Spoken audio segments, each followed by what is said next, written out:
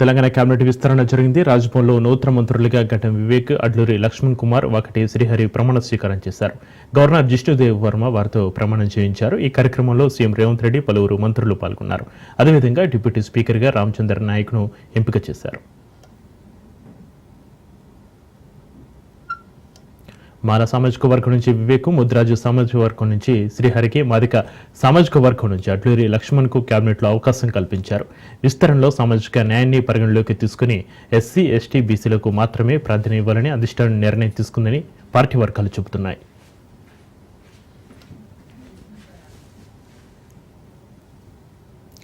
Cabinet విస్తరణపై CM Revanth Reddy tweet చేశారు. Vivek, Srihari, అడ్లూరికి CM అభినందనలు తెలిపారు. డిప్యూటీ స్పీకర్గా బాధ్యతలు స్వీకరించనున్న రామచంద్ర నాయక్ సీఎం రేవంత్ రెడ్డి అభినందనలు తెలిపారు.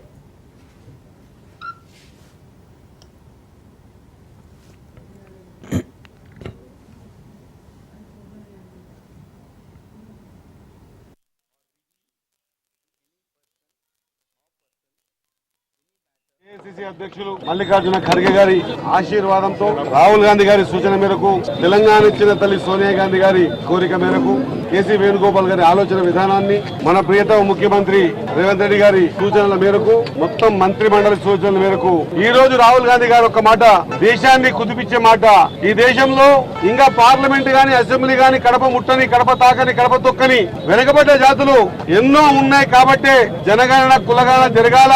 మంత్రి మండలి అంతా కూడా అసెంబ్లీలో తీర్మానం చేసి మేము కూడా వెనుకబడ్డ జాతులకు ఖచ్చితంగా వెన్నంటి ఉంటాం. వెన్నంటి ఉంటే పార్టీ ఏదైనా ఉంది ఈ దేశంలో అంటే అది కాంగ్రెస్ పార్టీ అని మరొకసారి రుజువైందని నాకు అనిపిస్తా ఉంది.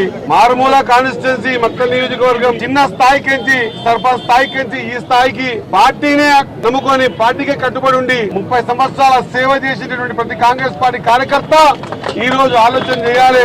కాంగ్రెస్ పార్టీని నమ్ముకుంటే ఈ విధంగా ఈ స్థానంలో నిలబెట్టగలదు అనేటువంటి పరిస్థితి కనిపించా ఉంది. కాబట్టి ఖచ్చితంగా అధిష్టానం నా మీద పెట్టినటువంటి ఈ బాధ్యతను పూర్తి స్థాయిలో మనసా వాచా కర్మేణ నిర్వహిస్తానని, వెనుకబడ్డ జాతుల గొంత అవకాశం దొరికింది.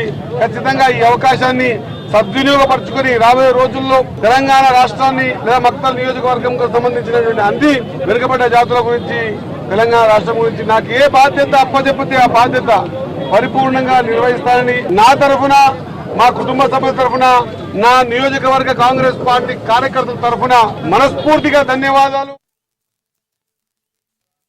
సామాన్య కాంగ్రెస్ పార్టీ కార్యకర్త 84 నుంచి ఎన్ఎస్ఏలో ప్రయాణమైనటువంటి రాజకీయ జీవితంలో భాగంగా మా అఖిల భారత కాంగ్రెస్ పార్టీ అధ్యక్షులు మల్లికార్జున ఖార్గే గారు, అఖిల భారత కాంగ్రెస్ పార్టీ నాయకులు రాహుల్ గాంధీ గారు, మా తెలంగాణ ఇచ్చిన తల్లి సోనియమ్మ తల్లి, తెలంగాణ రాష్ట్రంలో 30 సంవత్సరాలకు వెళ్ళినటువంటి మా న్యాయమైన మాదిగా జనాభా ప్రతిపాదిక వరకు ఏదైతే సుప్రీంకోర్టు జడ్జిమెంట్ ను గౌరవ ముఖ్యమంత్రి అమలు చేసిన చట్టాన్ని అమలు చేసిన సందర్భంలో యావత్ తెలంగాణ రాష్ట్రంలో మాదిగా మా కుటుంబ సభ్యుల పక్షాన మేము 6 శాసనసభ్యులం అఖిల భారత కాంగ్రెస్ పార్టీ ముందు ఏదైతే మా 30 సంవత్సరాల న్యాయమైన సమస్య చేవెళ్ల డిక్లరేషన్ ప్రకారం మల్లికార్జున ఖార్గే గారు, రాహుల్ గాంధీ గారు చట్టాన్ని చేసి ఫలాలు ఎబిసి వర్గీకరణ చేసి చట్టాన్ని ఫలాలు మాకు అమలు చేసి చట్టాన్ని అందించి గౌరవ ముఖ్యమంత్రి గారి నేతృత్వంలో మంత్రులంతా అందిస్తున్నటువంటి సందర్భంలో మా వర్గానికి సుమారు 32 లక్షల మంది 2011లో ఉన్నటువంటి జనాభా 2025 అంటే సుమారు 50 లక్షల పై చిలుకు దాటింది. మా గౌరవ శాసనసభ్యులందరం కూడా మనమందరం కూడా మన అఖిల భారత కాంగ్రెస్ పార్టీ ముందు మన న్యాయమైన సమస్యను మనవి చేయాలని చెప్పి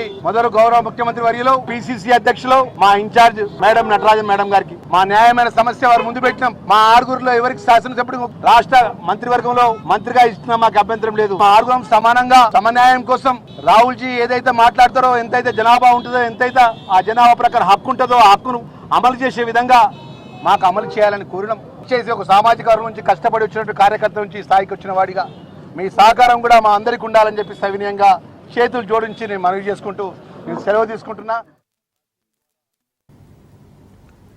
కొత్త మంత్రులకు కేటాయించే పోర్టుఫోలియోలపై ఉత్కంఠ నెలకొంది. సెక్రటేరియట్లో మంత్రులకు ఛాంబర్లను సిద్ధం చేశారు జేఏడీ అధికారులు. కొత్త మంత్రులు రేపు ఛార్జీ తీసుకోనున్నారు. శాఖల కేటాయింపులపై కసరత్తు మొదలైంది. రాత్రి వరకు పోర్టుఫోలియోలపై అధికారిక ప్రకటన వెలువడే ఛాన్స్ ఉంది. సీఎం వద్ద ఉన్న హోం, మున్సిపల్, విద్య, కమర్షియల్ ట్యాక్స్, వెల్ఫేర్ శాఖలు కేటాయిస్తారా లేక పాత మంత్రుల శాఖలో మార్పు ఏమైనా జరుగుతుందా? కొత్త మంత్రుల శాఖలపై జోరుగా ఊహాగానాలు ఊపందుకున్నాయి.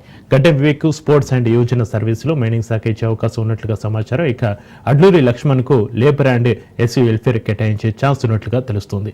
ఇక వాకటి శ్రీహరికి న్యాయ, పశుసంవర్ధక శాఖలు కేటాయించనున్నట్లుగా సమాచారం.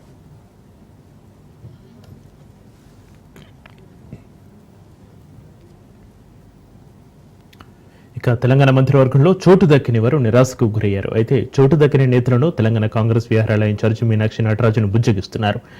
టీపీసీసీ చీఫ్ మహేష్ కుమార్ గౌడ్ మీనాక్షి నటరాజన్ బేగంపేటలోని ప్రేమ్సాగర్ రావుతో భేటీ అయ్యారు. ప్రేమ్సాగర్ రావును బుజ్జగించి భవిష్యత్తులో మంచి అవకాశం కల్పిస్తామని హామీ ఇచ్చినట్లుగా తెలుస్తోంది.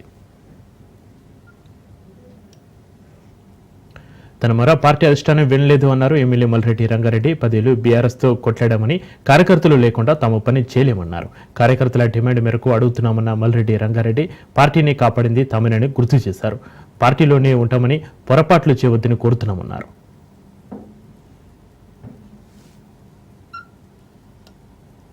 స్థానం కోసం మా రంగన్న చాలా సీనియర్ నాయకుడిగా మంత్రివర్గంలో చోటు కోసం ప్రయత్నం చేయడం, వస్తుందని ఆశించడం, మేమంతా కూడా రంగన్నకి రావాలని కోరుకోవడం జరిగింది. సమీకరణలు దృష్ట్యా వీళ్ళ ఈ రాష్ట్రంలో కుల సర్వే చేసిన దృష్ట్యా చాలా కోణాల నుంచి ఏఐసిసి పెద్దలు ఆలోచించి 3 మాత్రమే కేబినెట్ మంత్రులు ఇవాళ తీసుకోవడం జరిగింది. ఇంకా 3 కేబినెట్ బర్తులు ఖాళీగా ఉన్నాయి. ఇవాళ రంగారెడ్డికి వచ్చినప్పుడు రంగన్న కానీ వారి నాయకత్వంలో పనిచేసే కాంగ్రెస్ సీనియర్ నాయకులు కానీ కార్యకర్తలు కానీ వారి కోరిక సమంజసమైనది. ఈ రాష్ట్రంలో హైదరాబాద్, రంగారెడ్డి ప్రాంతంలో దాదాపు 40% పైగా జనాభా, ఈ రాష్ట్ర జనాభాలో 40% జనాభా ఈ ప్రాంతంలో ఉంటారు. కాబట్టి ఈ ప్రాంతానికి కేబినెట్ లో చోటు కల్పించాలని వారి సమంజసమైన కోరిక నాకు చెప్పడం జరిగింది. ఇది మేము కూడా సమంజసమైన కోరికగానే భావిస్తా ఉన్నాం. రంగన్న గారితో మాట్లాడడం జరిగింది. వారి నేతృత్వంలో పనిచేస్తున్నటువంటి ప్రజాప్రతినిధులు, కార్యకర్తలతో మాట్లాడడం జరిగింది. వారి ఆవేదన, వారి బాధని కూడా వినడం జరిగింది. ఇవన్నీ కూడా ఏఎస్సీ ఇన్ఛార్జిగా ఉన్నటువంటి మీనాక్షి నటరాజన్ ఇక్కడ రావాల్సి ఉండే కొన్ని కారణాలు రాలేకపోయింది. వారికి, ముఖ్యమంత్రి గారికి, అదేవిధంగా ఏఎస్సీ పెద్దలందరూ కూడా ఇక్కడ జరిగినటువంటి విషయాల్ని, వాస్తవాల్ని వచ్చే రోజుల్లో ఈ ప్రాంతానికి తగు న్యాయం చేసే విధంగా ప్రయత్నం చేస్తాం. మంత్రివర్గంలో స్థానం కోసం హైదరాబాద్లోని శిల్పకళా వేదికలో బండారు దత్తాత్రేయ జీవిత చరిత్ర ఆధారంగా రాసిన ప్రజల కథే నా ఆత్మకథ పుస్తక ఆవిష్కరణ కార్యక్రమం జరుగుతుంది. అలేబలే ఫౌండేషన్ ఆధ్వర్యంలో ఈ కార్యక్రమం నిర్వహించారు. మాజీ రాష్ట్రపతి రామ్నాథ్ కోవింద్ చేతుల మీదుగా ప్రజల కథే నా ఆత్మకథ పుస్తక ఆవిష్కరణ జరిగింది. అనంతరం పుస్తక ప్రతులను అతిథులకు అందజేశారు.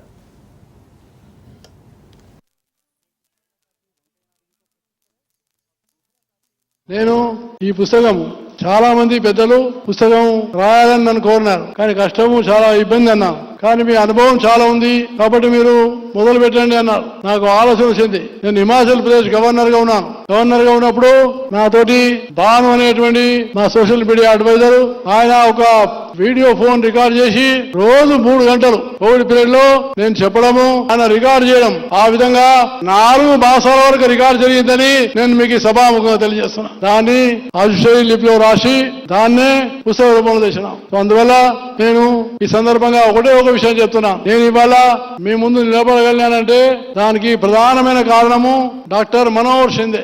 ఆయన ఈ రోజు కూడా కాలిఫోర్నియాలో ఉన్నాడు. డాక్టర్ మనోహర్ షిందే గారు నన్ను ఆర్ఎస్ఎస్ తీసుకెళ్లినారు. నాకు తెలియదు, నా వాతావరణం అంతా వేరు, కానీ ఆయన తీసుకెళ్లి నన్ను ఒక రాయిని, ఒక రప్పను, ఒక శిల్పం లాగా తయారు చేసినటువంటి నాయకుడు డాక్టర్ మనోహర్ షిందే అని మీకు మనం చేస్తున్నాను. అందువల్ల నేను ఈ 40 సంవత్సరాల యొక్క నా రాజకీయ జీవితాన్ని కారణం ఏంటంటే ఆర్ఎస్ఎస్, రాష్ట్రీయ స్వయం సేవకే నా ప్రాణము, నా ఆత్మ, నా దేహము, నా సర్వమన్నని మీకు మనం చేస్తా ఉన్నాను. నేను రాజకీయాలకు వస్తాననుకోలేదు, ఏనాడు కూడా ఊహించలేదు. కానీ సన్మానం చేసినటువంటి రామారావు గారి శ్రీమతి రామారావు గారు ఆయన బలవంతం చేసి సంఘ పెద్దలను కోరి నన్ను రాజకీయాల్లో తీసుకొచ్చినటువంటి నాయకుడు వి రామారావు గారు, బంగారు లక్ష్మణ్ గారని నేను మీకు సభాముఖంగా తెలియజేస్తున్నాను. వాళ్ళే నన్ను పెద్ద చేసినారు. అలాగే నా వెంబడి ఈ రోజు వేదిక మీద నాయకులు ఇంద్రసేన రెడ్డి గారు, హరిబాబు గారు గాని, ఇంద్రసేన రెడ్డి గారు అయితే చాలా సందర్భాల్లో నా వెంట ఉండి అన్ని విధాలుగా నన్ను పైకి దేవడంలో తోడ్పడిన నాయకుడు ఇంద్రసేన రెడ్డి గారని నేను హృదయపూర్వకంగా చేస్తున్నాను.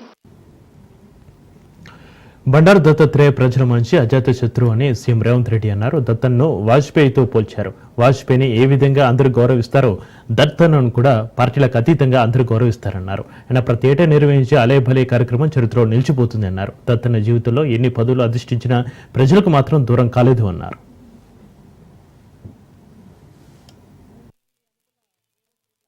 గారి పుస్తకావిష్కరణ కార్యక్రమం ఉన్నది, అక్కడికి వెళ్లాల్సిందే అని చెప్పి సరాసరి గవర్నర్ భవన్ నుంచి గవర్నర్ దత్తాత్రేయ గారి పుస్తకావిష్కరణకు రావడం జరిగింది. ఈ రోజు రాజకీయాలలో ఒక్కసారి కార్పొరేటర్ కౌన్సిలర్ అయితేనే వాళ్ళ జీవన శైలి విధానంలో చాలా మార్పు, ప్రజల సంబంధాలలో ఒక భిన్నత్వాన్ని ప్రదర్శించే పరిస్థితులు ఉన్నాయి. కానీ దత్తాత్రేయ గారిని చూసి నేర్చుకోవాలి. అజాత శత్రువు అనే పదాన్ని మనం పుస్తకాలలోనే చదువుకుంటాం, కానీ బండారు దత్తాత్రేయ గారిని చూసినప్పుడు ఆ పదము 100% వారికి సరిపోతుంది. జాతీయ రాజకీయాలలో అటల్ బిహారీ వాజ్పేయి గారికి ఉన్న గౌరవం రాష్ట్ర స్థాయి రాజకీయాలలో బండారు దత్తాత్రేయ గారికి ఉంది అని చెప్పి మనం ఈ రోజు గుర్తు చేసుకోవచ్చు. అటల్ బిహారీ వాజ్పేయి గారు ప్రతిపక్షంలో ఉన్నా, ప్రధానమంత్రిగా ఉన్నా, పార్లమెంట్ సభ్యుడిగా ఉన్నా, ఎన్నికలలో ఓడిపోయినప్పుడు కూడా అటల్ బిహారీ వాజ్పేయి గారి గౌరవం ఎప్పుడు తగ్గలేదు. పదవులతో వారి గౌరవం పెరగడం, పదవి లేకపోతే వారి గౌరవం తగ్గడం ఏమాత్రం లేదు అని అటల్ బిహారీ వాజ్పేయి గారిని మనం ఏ విధంగా అయితే అనుకుంటామో అదే విధమైన పోలిక పెద్దలు బండారు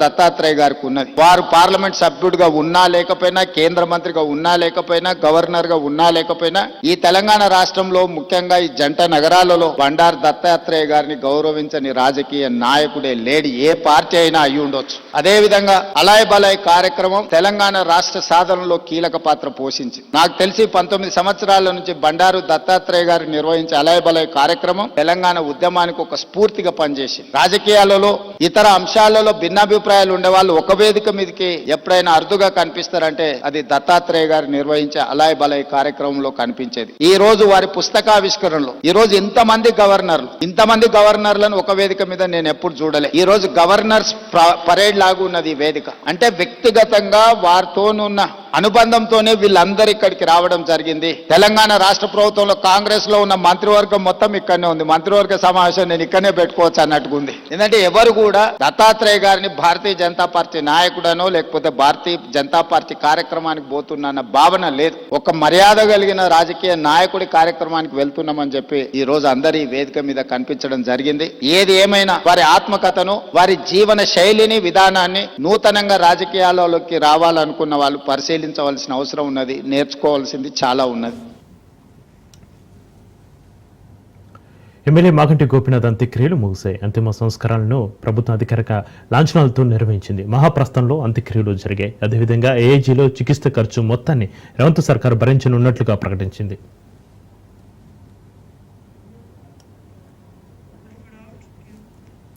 మాగంటి గోపీనాథ్ ఇంటికి బీఆర్ఎస్ అధినేత కేసీఆర్ వెళ్లారు. గోపీనాథ్ భౌతిక కాయానికి నివాళులు అర్పించారు. గోపీనాథ్ మృతదేహాన్ని చూసి బోర్న విలిపించారు కేసీఆర్.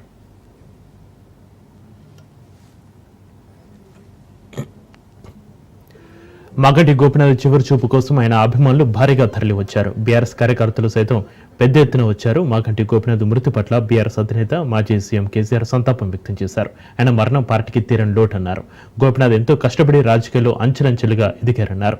సౌమ్యుడైన ప్రజానేతగా పేరు సంపాదించారన్నారు. మాగంటి కుటుంబం అభిమానులకు కేసీఆర్ ప్రగాఢ సానుభూతి తెలిపారు.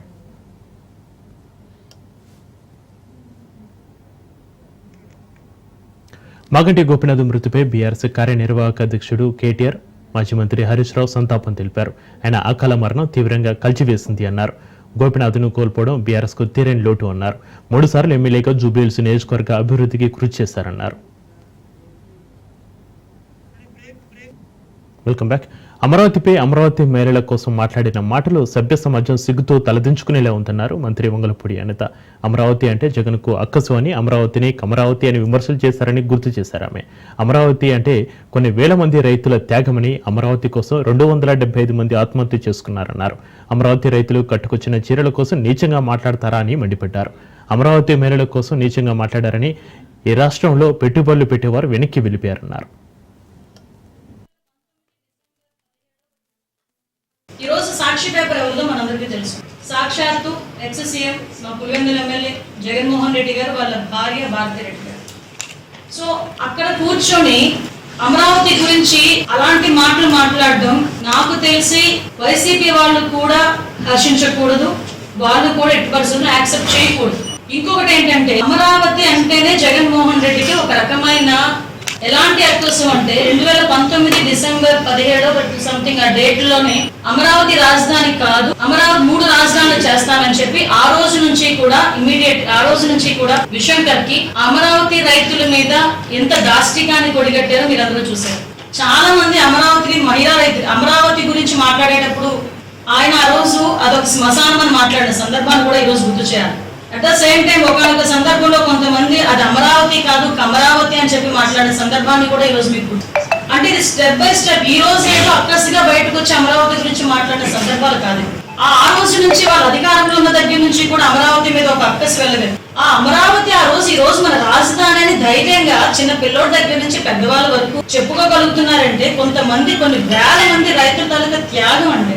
సుమారుగా 34,000 ఎకరాలు కావాలి అంటే ఒక పైసా ఆశించకుండా రాష్ట్ర రాజధాని గురించి మా భూములు మేము ఇస్తామని చెప్పి ముందుకు వచ్చి అన్నమయ్య జిల్లా రాయచోటిలో 11 కోట్ల 7 లక్షల వ్యయంతో నేషనల్ హైవే లింక్ రోడ్డు అభివృద్ధికి మంత్రి మండిపల్లి రాంప్రసాద్ రెడ్డి భూమి పూజ చేశారు. రాయచోటి వెంపల్లి నేషనల్ హైవే నుంచి కడప రాయచోటి నేషనల్ హైవే వరకు లింక్ రోడ్డు నిర్మించనున్నారు. ప్రస్తుతం 7 మీటర్ల వెడల్పుతో ఉన్న ఈ రహదారిని 2 వరుసల 10 మీటర్ల వరకు విస్తరించనున్నారు. లింక్ రోడ్డు ద్వారా ట్రాఫిక్ ఎలాంటి అంతరాయం ఉండదని మంత్రి తెలిపారు. గతంలో వెంపల్లి రాయచోటి మధ్య రహదారి పనులు నిలిచిపోయాయని, ప్రస్తుతం అభివృద్ధి పనులు శరవేగంగా సాగేందుకు కొత్త సంస్థకు పనులు అప్పగించినట్టుగా ఆయన చెప్పారు.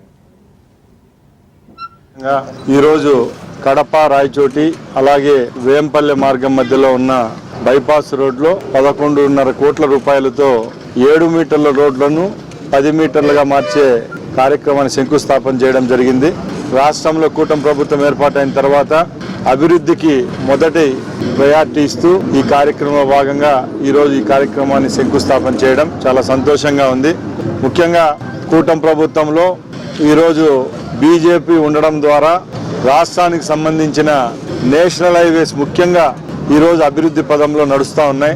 కేంద్రంలో గౌరవ మంత్రివర్యులు నితిన్ గడ్కరీ గారు అలాగే మన రాష్ట్ర మంత్రివర్యులు బీసీ జనార్దన్ రెడ్డి గారి చొరవతో మన నియోజకవర్గంలో కూడా రేపు రాబోయే కాలంలో నేషనల్ హైవేస్ అలాగే ఆర్ఎన్బి రోడ్లను ప్రయారిటీ లిస్టులోకి తీసుకొని వచ్చి అభివృద్ధి పదంలో నడిపించేదానికి ముందుకెళ్తాం. ముఖ్యంగా ఈ రోజు ఉన్న ట్రాఫిక్ను దృష్టిలో పెట్టుకొని ఇక్కడ ఎవరైతే కాంట్రాక్టర్ గారు ఉన్నారో వాళ్ళకు కూడా చెప్పడం జరుగుతూ ఉంది. త్వరలోనే ఈ రోడ్డును ఫినిష్ చేసి ఇక్కడ ఉన్న రాయచోటి మార్గంలో పయనించే బైపాస్ రోడ్ల వెహికల్స్ కూడా. అనంతపురంలో దారుణం జరిగింది. ఇంటర్ సెకండరీ విద్యార్థిని తన్మయ్ దారుణ హత్యకు గురైంది. విద్యార్థిని తన్మయ్పై దుండగులు పెట్రోల్ పోసి కాల్చి చంపారు. మృతదేహాన్ని మణిపాల్ స్కూల్ వెనుక పడేసి వెళ్లారు. ఈ నెల 3 నుంచి తన్మయ్ కనిపించలేదు. దీంతో పోలీసులకు ఫిర్యాదు చేయగా కేసు నమోదు చేసుకున్న పోలీసులు గాలింపు చేపట్టారు. ఎటకెలకు విద్యార్థిని మృతదేహాన్ని మణిపాల్ స్కూల్ వెనుక గుర్తించారు. అయితే తమ ఫిర్యాదుపై పోలీసులు సకాలంలో స్పందించలేదని తల్లిదండ్రులు ఆరోపిస్తున్నట్టుగా తెలుస్తోంది. ఇక హత్య చేసిన దుండగుల కోసం పోలీసులు ఒకవైపు గాలిస్తున్నారు. Telangana film chamber of commerce TFCC అధ్యక్ష పదవికి ప్రముఖ నిర్మాత డిస్ట్రిబ్యూటర్ సునీల్ నారంగ్ రాజీనామా చేశారు. అధ్యక్షుడిగా ఎన్నికై బాధ్యతలు స్వీకరించిన 24 గంటల గడవకు ముందే ఆయన ఈ నిర్ణయం తీసుకోవడం తెలుగు సినీ పరిశ్రమలో చర్చనీయాంశంగా మారింది. హైదరాబాద్లో జరిగిన సమావేశంలో టీఎఫ్సీసీ నూతన కార్యవర్గాన్ని ప్రకటించారు. ఈ ఎన్నికల్లో సునీల్ నారంగ్ వరుసగా 3సారి అధ్యక్షుడిగా ఏకగ్రీవంగా ఎన్నికయ్యారు. కార్యదర్శిగా శ్రీధర్తో పాటు మరో 15 మంది కార్యవర్గ సభ్యులను కూడా ఎన్నుకున్నారు. థియేటర్ల విషయంలో తరచూ వినిపించే ఆ నలుగురు అనే ప్రస్తావనలో వాస్తవం లేదని, థియేటర్లు వాటి యజమానుల వద్దే ఉన్నాయని స్పష్టం చేశారు.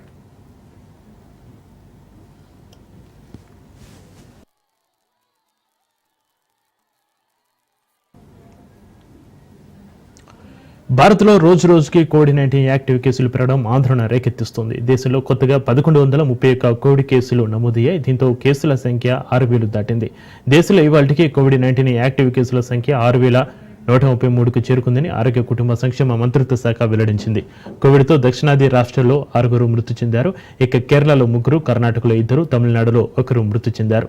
కేరళలో 1950, గుజరాత్లో 822, బెంగాల్లో 693, మహారాష్ట్రలో 595, కర్ణాటకలో 366, ఏపీలో 86, తెలంగాణలో 10 యాక్టివ్ కేసులు ఉన్నాయి.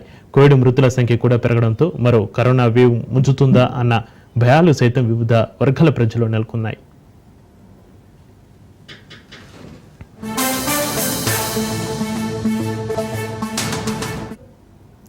ఇక కేరళలో అత్యధికంగా పాజిటివ్ కేసులు నమోదు కాగా ఢిల్లీ, మహారాష్ట్ర, గుజరాత్, పశ్చిమ బెంగాల్, కర్ణాటక, ఉత్తరప్రదేశ్, రాజస్థాన్ తర్వాతి స్థానంలో నిలుస్తున్నాయి. ఇక కేరళలో గత 24 గంటల్లో 192, గుజరాత్లో 107, పశ్చిమ బెంగాల్లో 58, కర్ణాటకలో 15, ఆంధ్రప్రదేశ్లో 12 కొత్త యాక్టివ్ కేసులు వెలుగు చూశాయి. అదేవిధంగా ఇతర రాష్ట్రాల్లోని యాక్టివ్ కేసులు పెరుగుతున్నాయి. ప్రస్తుతం కేసుల వ్యాప్తికి కారణమైన ఒమిక్రాన్ సబ్ వేరియంట్లు లినియేజ్లు ఎక్కువ శ్వాసకోశ వ్యవస్థపైనే ప్రభావం చూపుతున్నందున పెద్దగా భయపడాల్సిన పని లేదని వైద్య నిపుణులు అంటున్నారు.